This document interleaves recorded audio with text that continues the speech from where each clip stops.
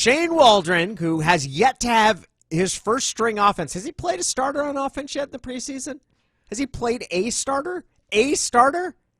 The closest we've got is what? Freddie Swain? DJ Dallas? Not a starter. Is he worried about the lack of game reps for his players?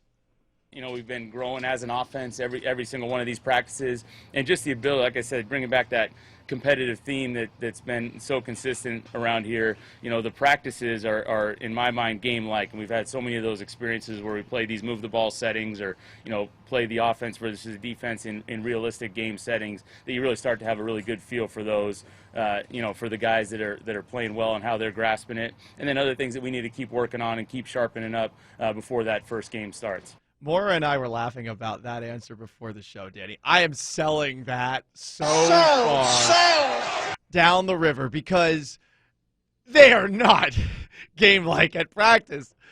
First off, no one can hit Russ. Second off, no one can hit anybody. And on top of that, I'm not even sure 100% of the time if defensive backs are allowed to compete for some of these balls that are being thrown up there. To be perfectly honest, I think there's been more contact in some of the flag football games I've played in this year. I'm not even kidding. I got a personal foul for one. So I sell. Now, I don't know that it necessarily is going to hurt Danny, the Seahawks, in the regular season, but they are not game-like. Not at all. Yeah, I'm selling it too. Yeah. You can question how important those game reps are, but you can't say that you're getting the same thing in practice because you're not. You're just not. And I don't know how important it is. I just know that that's not a substitute. All right, the next one. So we're both selling on the idea that practice is just like a preseason game. The next one, the backup running back competition. Here again is Seahawks offensive coordinator Shane Waldron. It's a great competition because so many guys have done such a nice job.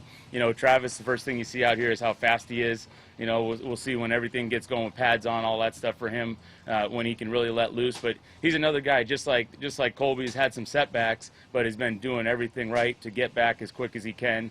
And then the rest of the running backs have all been doing a phenomenal job with Alex and DJ showing up in the games in a multitude of ways right there, whether it's special teams, catching the ball, running the ball.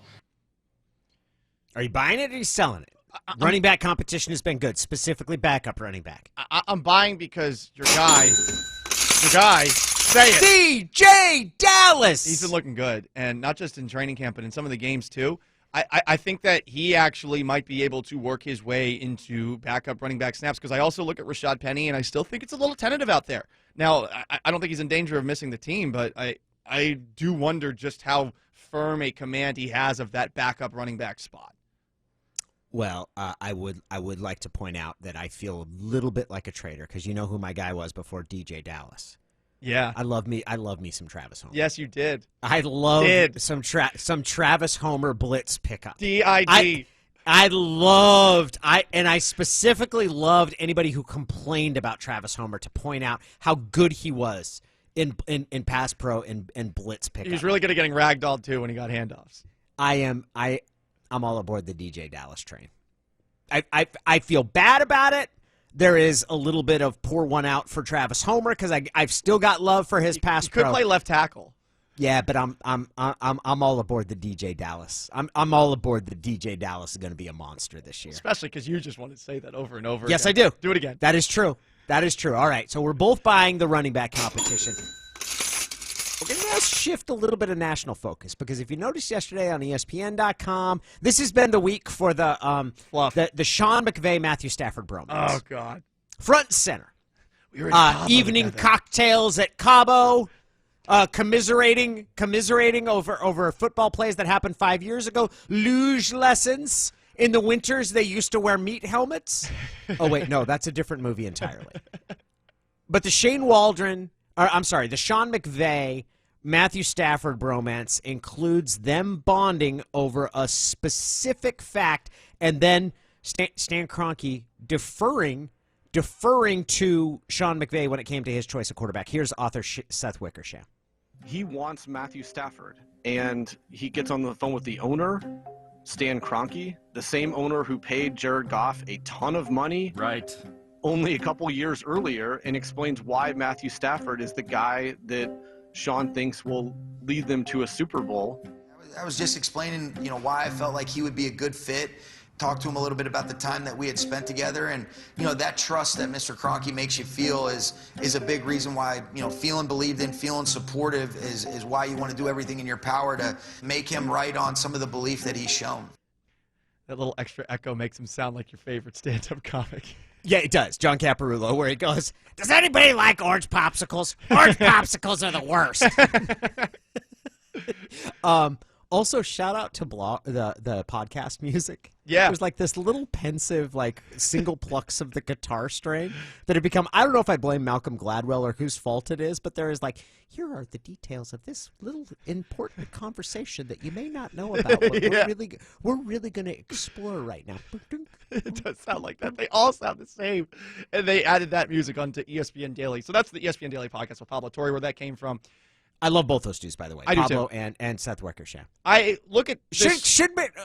Are you buying or selling Kroenke allowing Sean McVay to make that call? Sell. What did they just do with Jared Goff? I mean, Sell.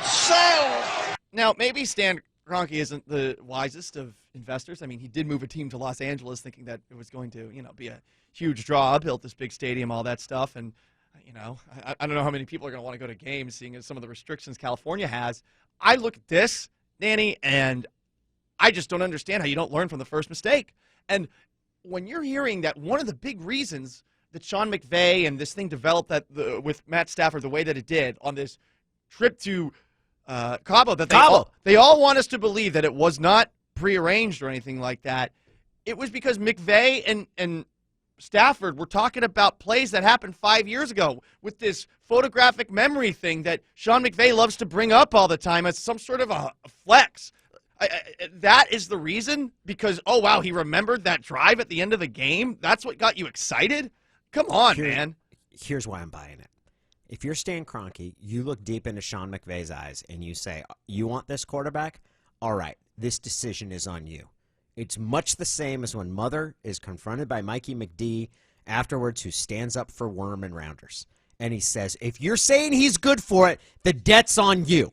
That's exactly what you do if you're Kroenke at this point. All right, you're telling me he's the guy? It's on you. If this doesn't work, it's your behind. So, yeah, absolutely if you're Stan Kroenke. But you tell him this is you that's on the line. You're telling him you bet your job on this. You're betting your headset on this dude being the guy. And if you tell me that, absolutely, go ahead. You're my head coach. But don't come crying to me 2 years later and saying, well, Stafford really isn't the guy that I thought he was. I got carried away in Cabo, or whatever the hell that was.